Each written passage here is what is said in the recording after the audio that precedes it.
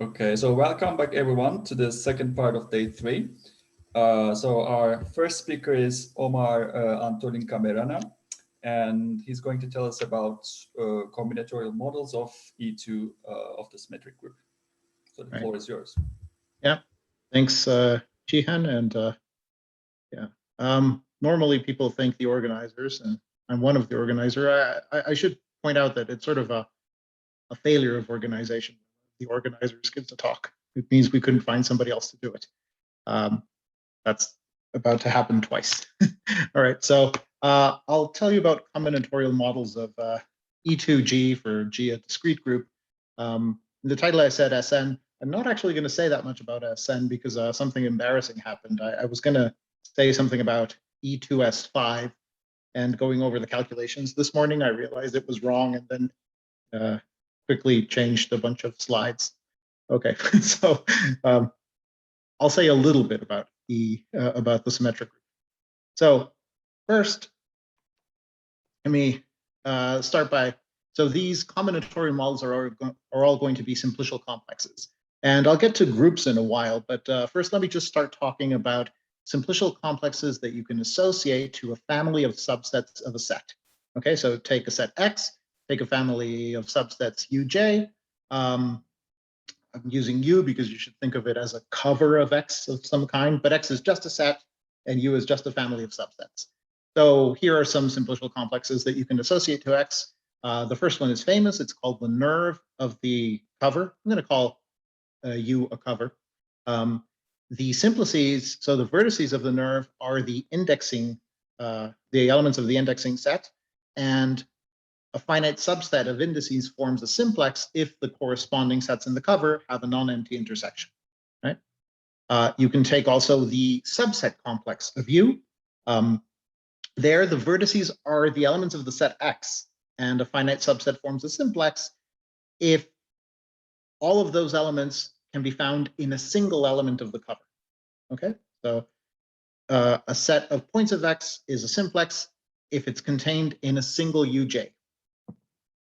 Right, and then you can also associate. You can just think of the cover as a poset and look at its order complex. There, the elements would be the vertices would be the elements of the cover, and the chains are the simplices. And so these are three simplicial complexes that you can associate to a family of subsets, and a theorem proven by Abels and Hulses, at least, but I actually wouldn't be too surprised if it was known earlier, or parts of it, are that the nerve and the subset complex are always homotopy equivalent. And with an additional condition, the order complex of the cover thought of as a poset is also homotopy equivalent to the other two. The extra condition is that it should be closed under non-empty intersections. Whenever you have two elements of the cover with a non-empty intersection, you want the intersection to also be in the cover. Okay, and this result is not hard to prove. You can prove it using the nerve theorem. The nerve theorem probably is familiar to everyone, but let me just quickly go over it. If you have a cover of a space, I'm going to be vague here and then be precise in a moment. You have a cover of a space such that for every finite subset of elements of the cover, the intersection is either empty or contractible, then the space is homotopy equivalent to the nerve of the cover. And this is true if your cover is an open cover of a space and the space is paracompact, or if you have an open cover of a space and instead of homotopy equivalent, you say weakly homotopy equivalent. And it's also true if you have, if X is like a CW complex and U is a cover by subcomplexes. Or in the case we're going to use it, U is a cover of a simplicial complex by subcomplexes. Okay, so then the nerve theorem says, if all the intersections are empty or contractible, then the space has the homotopy type of the nerve. Okay, and you can use this to prove Abels and Hulses' theorem. So for example, let's compare the nerve and the subset complex. These are supposed to always be homotopy equivalent with no condition on the cover, right? So for every point in X, look at all of the indices of sets in the cover for which X belongs to that set in the cover, right? The finite subsets of Jx are simplices of Nu, and those are all the simplices of Nu, right? The finite subsets of some Jx. So look at the subcomplex of the nerve formed by those simplices for that specific X, and you have a cover of the nerve. So let's apply the nerve theorem to this cover calligraphic N. An intersection of several elements of this cover consists of all the non-empty finite subsets of the set of indices J for which Uj contains all of the elements x0 through xn, right? So this intersection is empty when that set is empty, and it's contractible otherwise, right? If you form a simplicial complex with all finite subsets of some set, that's like an infinite dimensional simplex, right? Or finite dimensional if the set is finite. But it's a simplex, so it's contractible. And so by the nerve theorem, we get that this nerve of U has the homotopy type of the nerve of the cover calligraphic N, but the nerve of calligraphic N is exactly the subset complex, right? Because of the condition we said here, that intersection of several n sub xi's is non-empty precisely when there is a j such that x0 through xn is contained in uj. And that's the definition of the subset complex. Okay, so the nerve theorem gives you that part of Abel's and Hulses' result. And then let's try to compare them with the order complex. This is not always supposed to be homotopy equivalent to the other two, only if the cover is closed under non-empty intersections, right? So let's see. So here, again, define calligraphic U sub x to consist of all of the elements of the cover that contain x. And so then take the order complex of just that part of U. Those order complexes cover the order complex of U. And when do some intersect? Well, if you look at the intersection of several of them, you simply get the order complex of another poset, the poset of elements of the cover that contain all of the elements x0 through xn, right? So if there are no such elements of the cover, then this intersection is empty. And we have to see that if it's non-empty, it is contractible. So if it's non-empty, and here we use the additional hypothesis that U is closed under non-empty intersections, then that poset calligraphic I is a directed poset, right? Because if you have an element that contains of the cover Uj that contains the x's, and you have another such element, their intersection will also be in the cover, will also contain all the x's, and so then this I would be a directed poset, right? And every directed poset is contractible, right? So then we've proven that if it's non-empty, it happens to be contractible. We can apply the nerve theorem, and so we get that the order complex is homotopy equivalent to the nerve of this cover calligraphic P, but the nerve of that calligraphic P is exactly the order complex, right? Just by unwinding the definition. So these results of Abel's and Hulse are consequences of the nerve theorem. It gives you a nice way to produce a bunch of simplicial complexes that are homotopy equivalent to each other. Now let's move on to groups and see how we can use this for groups. Let me just display the time there. Okay. So if you have a family of subgroups of some discrete group G, and let's just take it closed under intersection so that we have all the models available to us, not just the first two. We can form the collection of cosets of subgroups that belong to F, right? I'm going to denote that GF. I hope the notation is self-explanatory. It consists of all of the cosets of the form G times H, where G is a group element and H is in the family F, right? So given any family of subgroups, we can form the family of all cosets of those subgroups, and then we can regard this GF as a family of subsets of the group G, and then we have all of the simplicial complexes we talked about before. We have the nerve of the cosets, right? So there the simplices would be sets of cosets whose intersection is non-empty. We have the subset complex.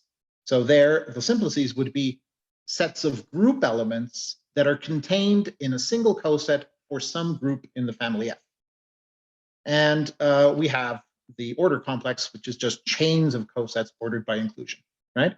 And if you assume that the family F is closed under intersection, then the family of cosets GF is not closed under intersection, of course, because cosets can be disjoint, but it will be closed under non-empty intersections, which is the hypothesis in the Abelson-Hulse result. And then all three of these models will be homotopy equivalent, okay, for any family of subgroups.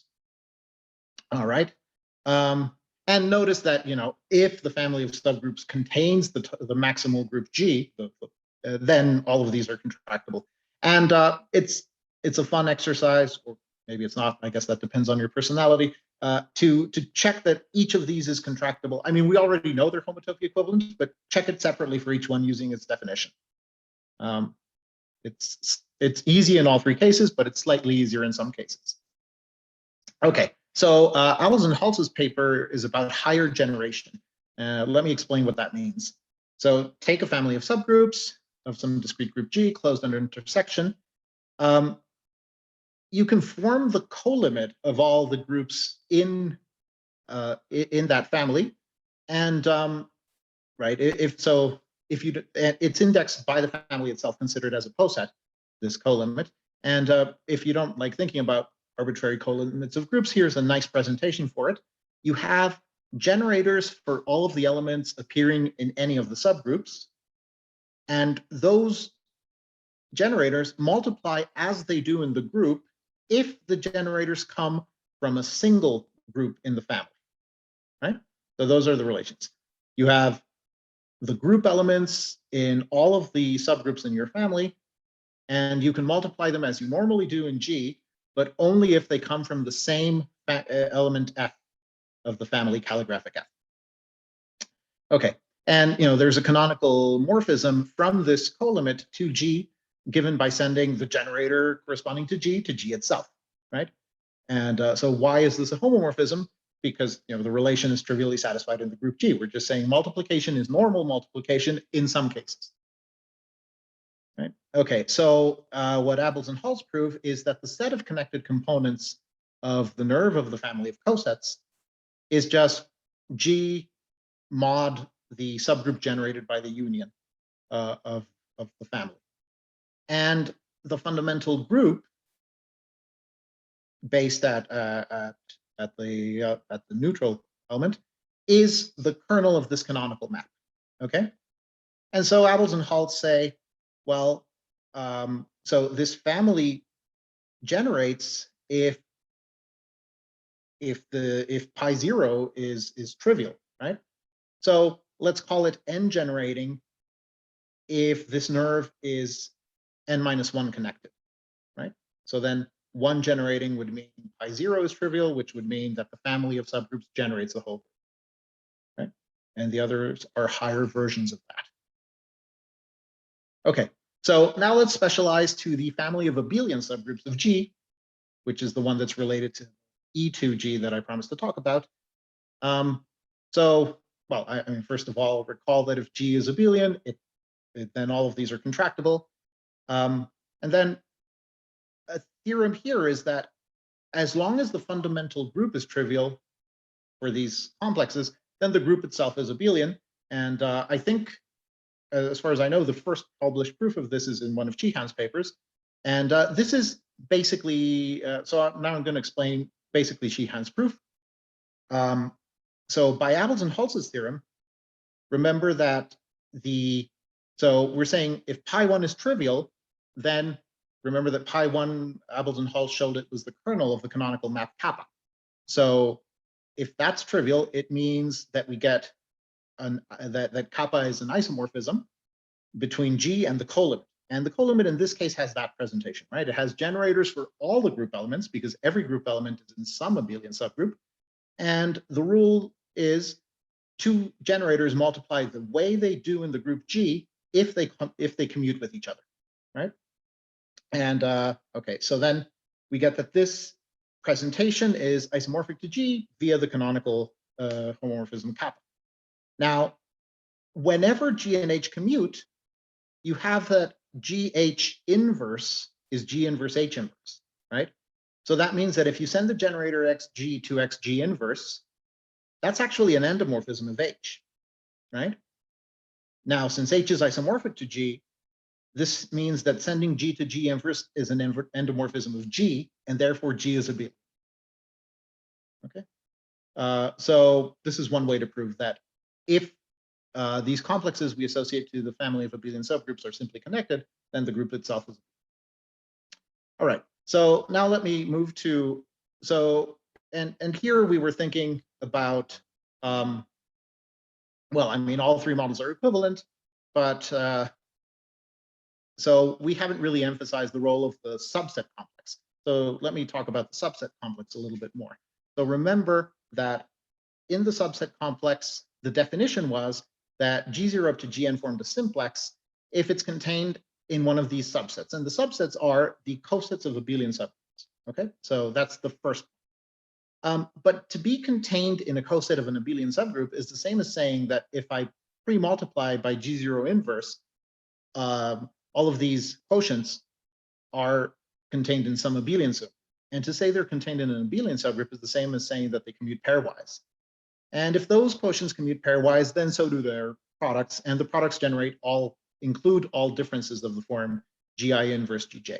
Okay, so these conditions are equivalent, and they describe the simplices in the subset complex for the family of cosets of abelian subgroups of G.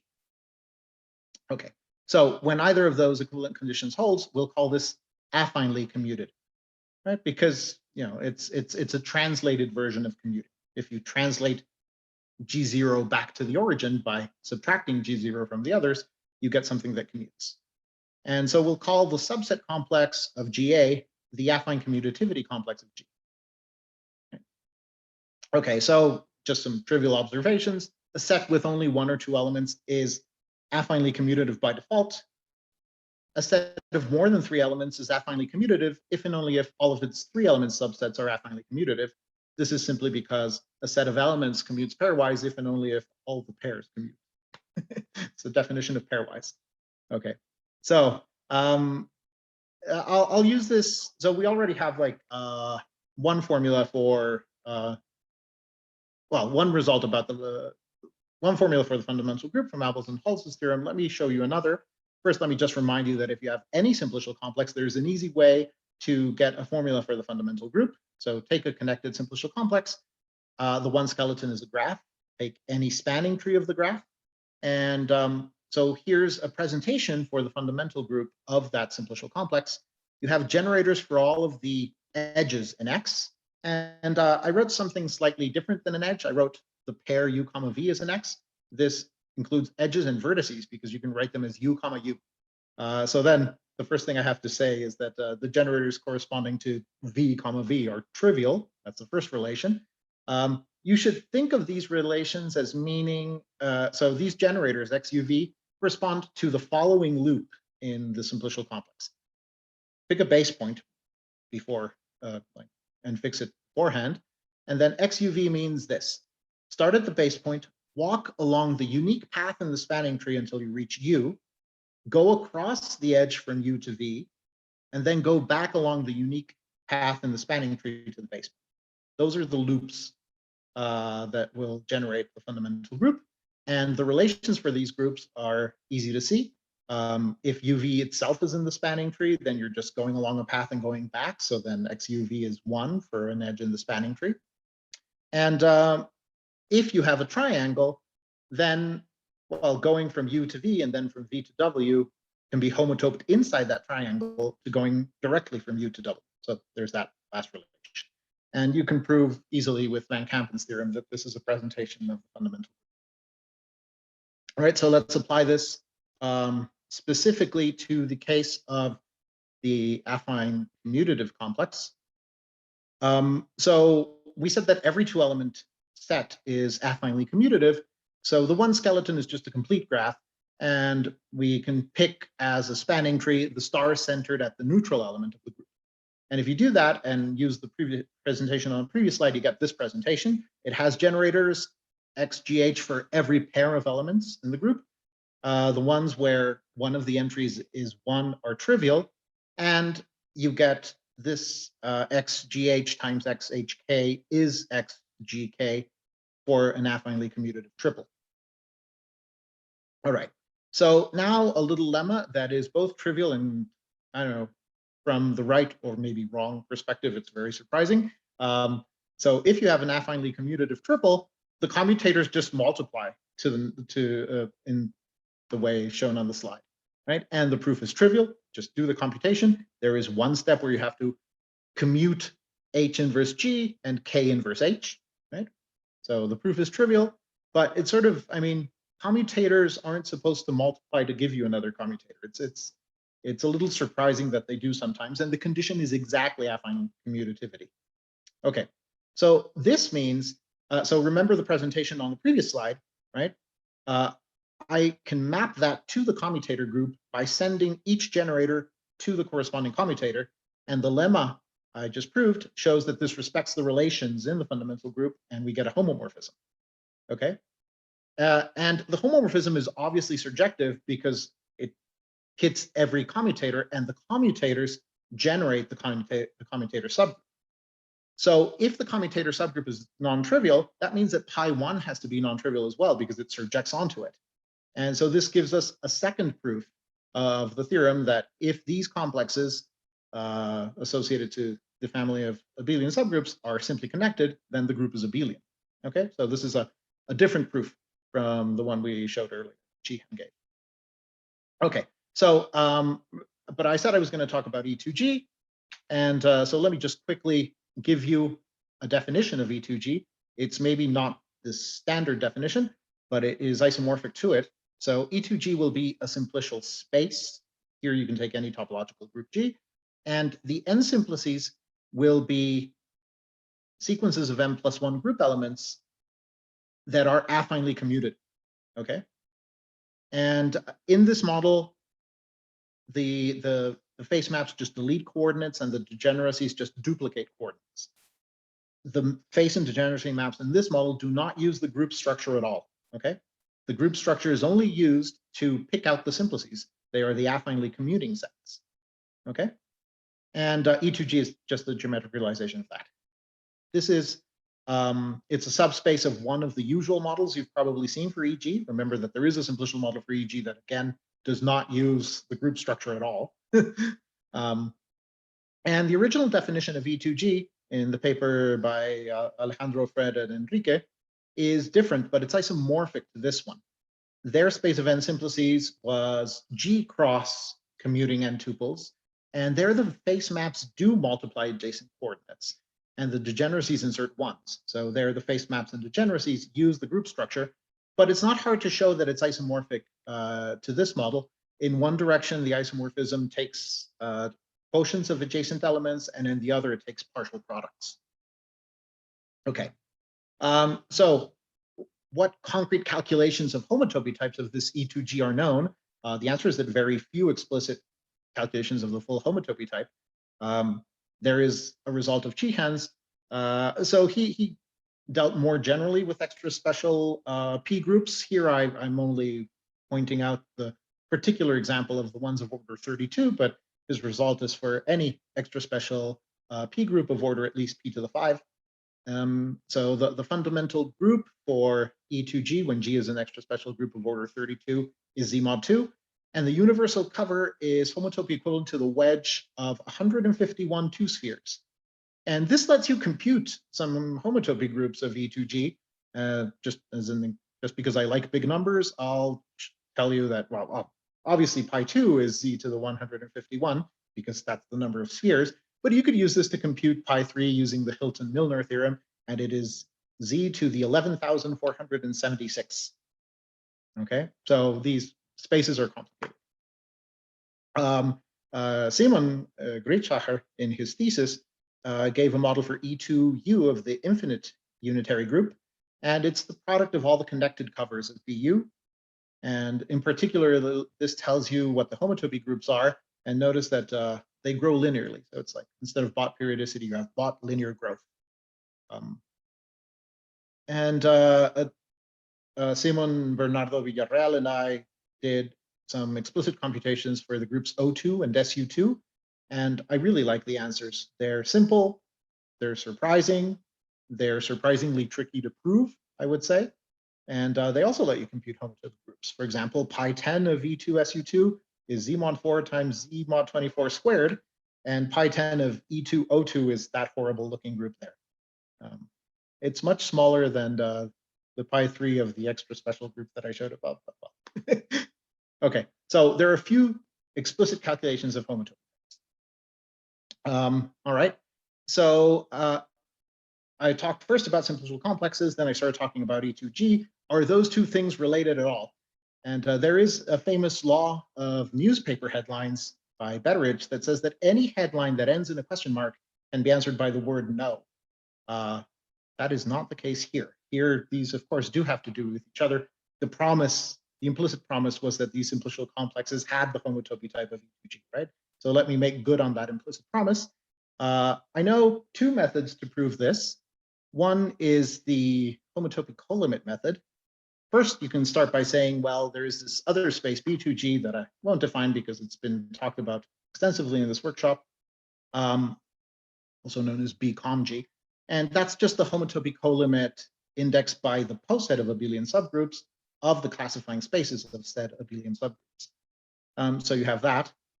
And there is a very remarkable property of homotopy colimits, probably the second best property that they have, that they commute with taking homotopy pullbacks along a fixed morphism. The slogan is homotopy colimits are universal, right? So I can take homotopy fibers of the maps to BG, and I still get a homotopy colimit, right? So this tells me that E2G, which is the fiber of the map from B2G to BG, can be expressed as a homotopy colimit of the fibers of the maps from BA to BG. And those fibers are the coset spaces, G mod A. But these coset spaces are discrete because G is discrete. Okay, so how do you take a homotopy colimit of a functor whose values are always discrete spaces? There's an easy way. You just take the nerve of the Groton deconstruction of the functor. And what's the Groton deconstruction of this functor? Well, its elements are, like the objects in the Groton deconstruction are the elements of the values of the functor. So in this case, it's the elements of these sets G mod A. So they are cosets, right? So the objects in the Groton deconstruction will be cosets. And then you just have to figure out what the morphisms are. And it turns out that the morphisms are just inclusions of cosets if you unwind the definitions. So you get exactly, oh, that calligraphic C should have been a P. So you get exactly the order complex of the poset of cosets of abelian subgroups of G. Okay, so this proves that E2G is equivalent to these simplicial complexes that I had. And I think this proof is also to be found in one of Jihan's papers. Here's an alternate method, depending on a folklore result. If you take any simplicial complex, you can turn it into a simplicial set where the n simplices are just sequences of elements such that if you disregard the order of those elements and disregard the multiplicities and form the set of the elements, that is a simplex of K, okay? So notice that even if K is a finite simplicial complex, this thing is an infinite dimensional simplicial set, right? Like for example, if K is a simplex, then this thing, its realization is the sphere S infinity, okay? So it's, this simplicial set is always infinite dimensional, even if K is finite. And it's homotopy equivalent to this. And this is like a standard folklore fact. Bernardo and I have a funny story about this. We needed it once, and we both knew it was true, and we didn't know a reference. We asked other people, they all knew it was true, nobody knew a reference. So I decided to ask on Math Overflow. And I know that on Math Overflow, when you ask for a reference, people don't want to give you a reference. They want to give you a proof, right? So I thought what I should do is first prove it myself. And then in the question, I can mention that I already have a proof that I am really, really looking for a reference. And that way I would solve this Math Overflow problem. So I did that. I wrote a proof. I asked the question on Math Overflow with a link to the proof. And what happened? I got 0 references and 2 new proofs. So it's a thing that everybody knows. Most people can prove. Nobody knows if it's been written down before. Okay, so if you apply this folklore result to the subset complex then you get exactly the model for E2G that I described with the affinely commuting simplices, right? So this is another way of showing that you get that these simplicial complexes do model the correct homotopic type. All right. So now that we know that we are talking about E2G, I'll just start saying E2G instead of specifying a model. With Lalo, Luis Eduardo Garcia Hernandez, who I think is here in the audience and who is a graduate student at UNAM, PhD student, we've been working on E2G of finite groups, and with the idea of sort of trying to be systematic in computing a bunch of them, and in particular trying to figure out which are wedges of circles and which aren't. So he's shown that all groups of order at most 31, E2G is a wedge of circles, right? And so this means that Chichen's example of the extra special groups of order 32 are the smallest examples, which aren't wedges of circles. And for groups a little bit bigger, between 32 and 63, there are at most 22 that are not wedges of circles. And I could tell you which 22, but I don't even know names for all of these, but I can tell you the gap IDs. Okay, so, and those we'd have to look at one by one. We do intend to work out at least a few of them. So we also have some infinite families that are known to be wedges of circles, all the dihedral groups, the semi-dihedral groups, the generalized quaternion groups, affine line groups. If you look at a finite field and you take, oops, sorry, that's supposed to be a subgroup of the multiplicative. Okay, so here I mean, transformations of the form AX plus B, where A is a non-zero element in the field from some subgroup, and B is an arbitrary translation. All of those also give you wedges of circles, and we've looked at others, and we have some lemmas to try to compute these things. So, but all of that is work in progress, and I won't say much about it. And a lot of this has used yet another model. I've already presented 3 simplicial complexes that give you the homotopy type. Here's another way to get more of them. So you don't have to use all abelian subgroups. Take just the maximal abelian subgroups and close them under intersection.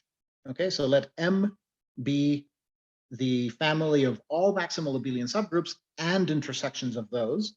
And then using Quillen's theorem A, it's easy to show that the order complex for the cosets of subgroups in M has the inclusion into the order complex for all abelian subgroup cosets is a homotopy equivalence. And the advantage of using only M instead of all of A is that it could be much smaller. In particular, it can happen for many groups. It happens for many small groups, small finite. It happens that M is a coset of height 2. It only has, like, there are no chains of length 3 in it. It can that happens. It happens for all groups of order at most 31 except for S4. Okay, so, and if there are no chains of length 3, then the order complex is simply a graph, and any graph is a wedge of circles. Okay, so I also think I promised I would say something about elements of order P in the fundamental group of E2 Sn, where Sn is a symmetric group. And here the main question is, I mean, we don't just want to pick these groups off one by one. We want some sort of criterion to say, once you've found an element of order P in one of them, you have that same element of order P existing in all subsequent symmetric groups. But it's not automatic, right? So how can you ensure that that its image in the next one is not 0? And here the answer is to use this commutator map. If you have an injective group homomorphism from G to H, the naturality of the commutator map gives you this commuting diagram. And using this diagram, you can show that if you have an element of the fundamental group of E2G that the commutator map doesn't kill, then the inclusion into H doesn't kill it either. Okay. And so this means that we can use, for example, Chichen's results on the extra special groups. He showed that if you take any extra special P group of order at least P to the 5, The fundamental group of E2G is Z mod P. For those groups, the commutator is Z mod P, and the commutator map is an isomorphism. So wherever you can include an extra special P group, you will find elements of order P in the fundamental group of E2G. So now it's just a matter of finding what is the smallest SK for which I can embed one of them, right? And you at least get the trivial bound that you can embed it in the one that's the same order as the extra special group you start with, right? Cayley's theorem. So we know that pi E2 of Sn will have elements of order P for all n at least P to the 5. And if you can embed these extra special groups in smaller symmetric groups, well, then you get an improvement in the bound. But we haven't thought much about that. Okay. What else did I want to say? Oh, so far I've been talking about this commutator map as a homomorphism from the fundamental group of E2G to the commutator group, right? But the big advantage of the definition that I showed you of E2G for topological groups, the simplicial space, over the original definition, which is isomorphic to it, is that with the original definition, Bernardo and I would never have thought of defining the following map. But with this alternate definition, it's kind of obvious that you should try this. Take an n simplex in this model of E2G. It's an affinely commuting n plus 1 tuple, right? You could just send it to B of the commutator by taking commutators of adjacent elements. Now, why is this a simplicial map? Well, here, on the left side, the face maps, for example, delete entries, and on the right side, they multiply entries. So you need to know something about when you multiply two commutators and you want it to result in a third commutator. And that's exactly the lemma I showed before for affinely commuting sets. So that lemma tells you that this is a simplicial map.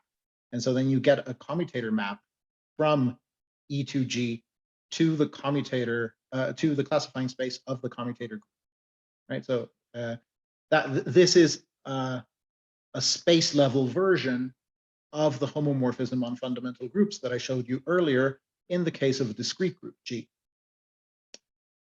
And that's what I just said. If G is discrete, then this C on fundamental groups induces the homomorphism that I had shown you before. Okay, so this map, I don't know, I find it a little bit miraculous.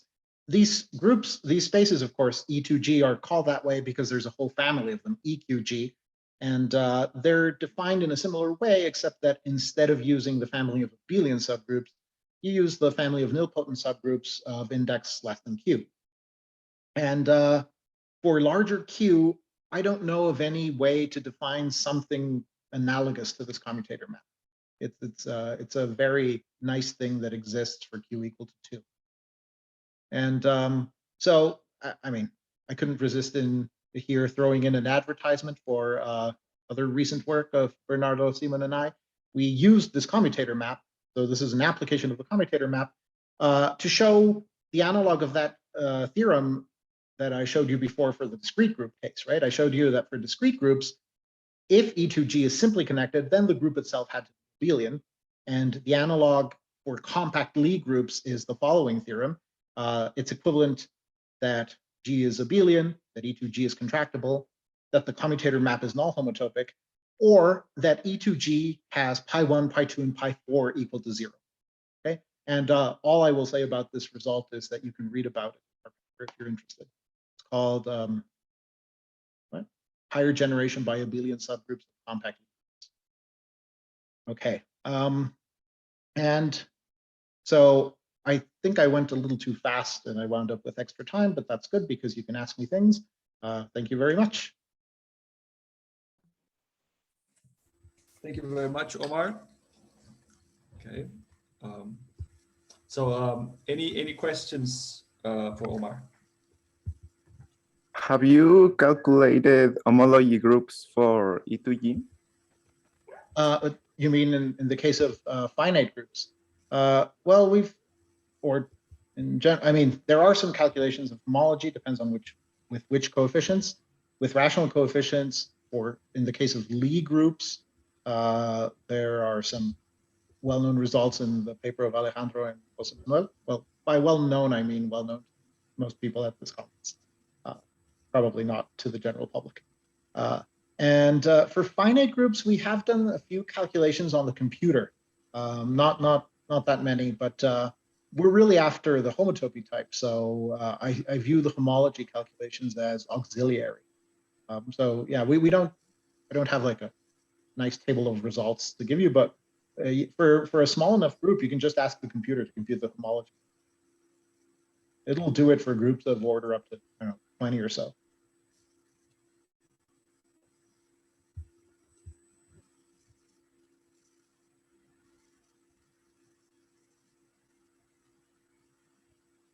So the model you're using, which is different than the original definition, does it make calculations in computer faster or any easier? You mean the simplicial space model with the affine? Yes, the one you're using, which is, yeah, the affine. So I've had philosophical discussions about this with Bernardo. I don't consider it a different model.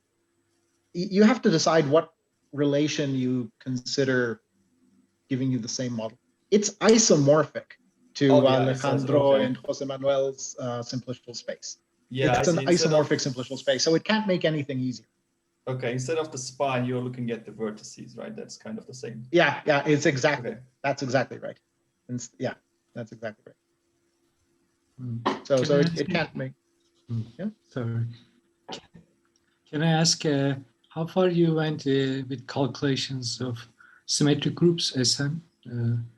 Yeah, so not very far. So, sorry, were you going to ask some specific? No. I just do you have conjectures or expected results for SN? What? Yeah. What do you... So I mean, so I can tell you that E2S4 is a wedge of 95 circles, and I wanted to tell you today what E2 of S5 was, but I noticed a mistake in my calculations that just ruined the whole thing.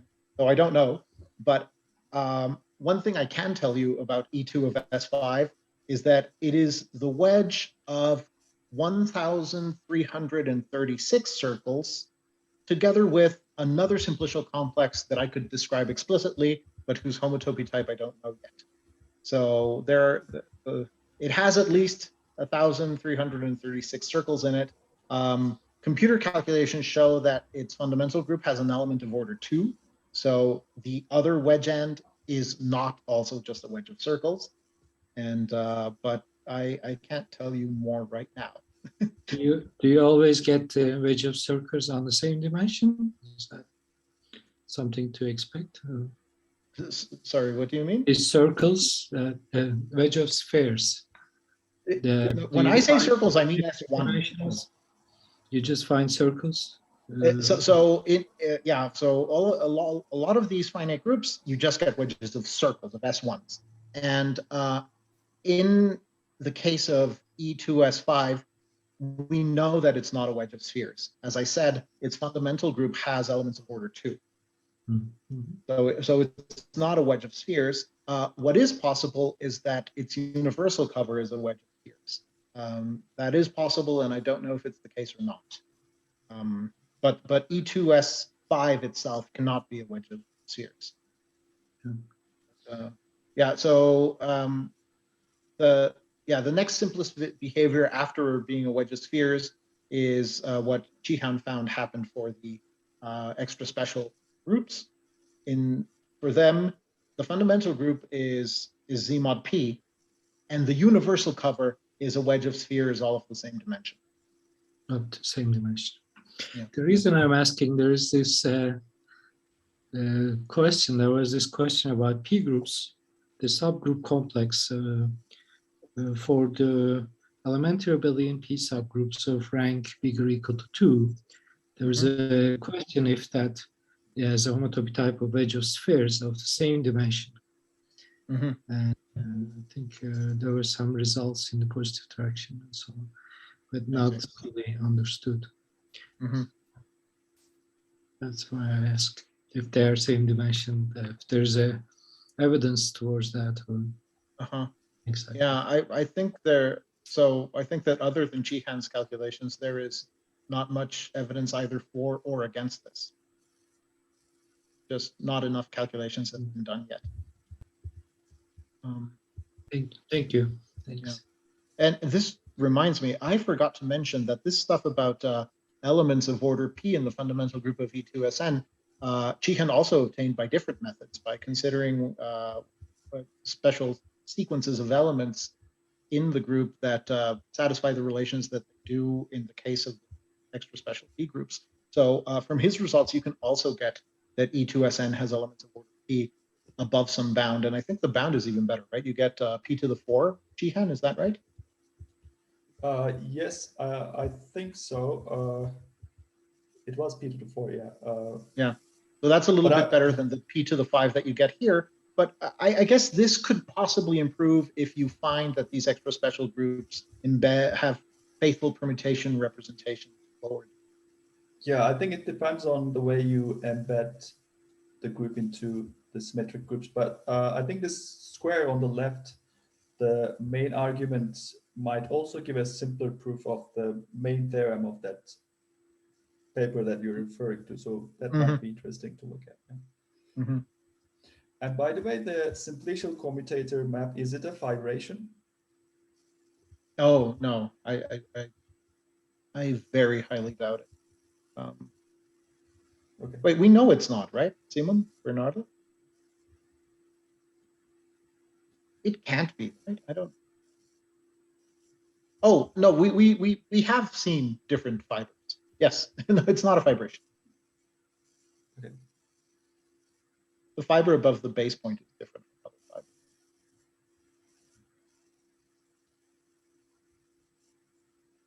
Wait, in fact, the fiber over the base point is contractible. If it were a fibration, it would be an equivalence. But okay, but in the case of extra special P groups, you said that map is homotopic to the first Postnikov section, right? That's of Yes. E2G. That's what you said. Yes. Okay, but yeah, it's not a fibration, but the homotopic fiber. Okay. That's right. The homotopy fiber would be that wedge of spheres you found.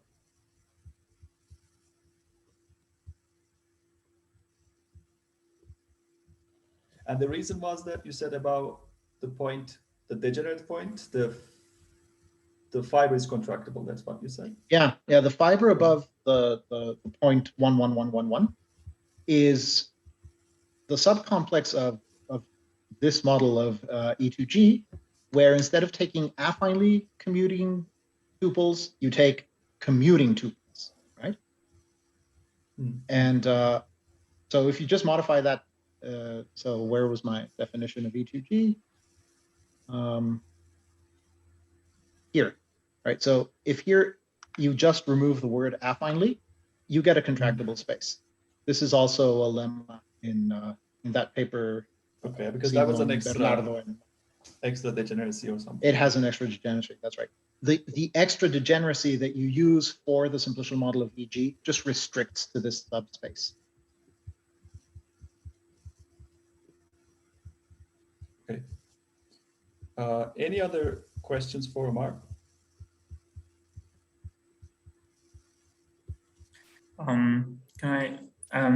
Is the mod P homology of these spaces to calculate that? It probably does not suffice to just look at abelian P subgroups or something. But I guess yeah, I don't think so. I'm not actually sure, but so for example, that element of order 2 in E2S5, I think that one does come from just the 2 subgroups of S5. So I don't know, maybe it yeah, does. But I actually just realized that so I guess the dihedral group of order 8 or the quaternion group of order 8 or so, I mean, those are also wedges of circles. So they have like mod P homology for any prime P. But right, yeah. But they don't have subgroups for the other. They don't have some, yes. Yeah. But then, okay. Yeah. Great. okay. Thanks. Yeah, I think Yeah, what sorry, you're it was a saying stupid is- question. No, maybe you were thinking about the BCom. Oh, it wasn't a stupid That question. might I work answered. for that one. Yeah. Oh, yeah, maybe that was what I was thinking about, because I think, Jihan, you had some result about this, like that mod P homology of this B2G is somehow related to only looking at P subgroups. Yeah, I think that, yeah, that's correct for BCom.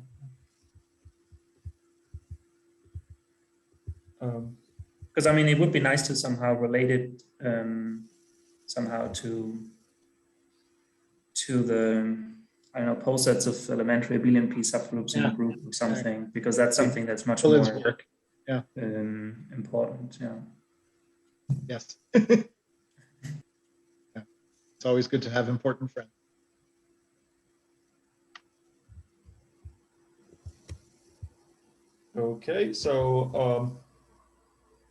Okay, so any other questions? Maybe one more. Okay, so let's thank Omar again. Thank you, Omar. Thank you.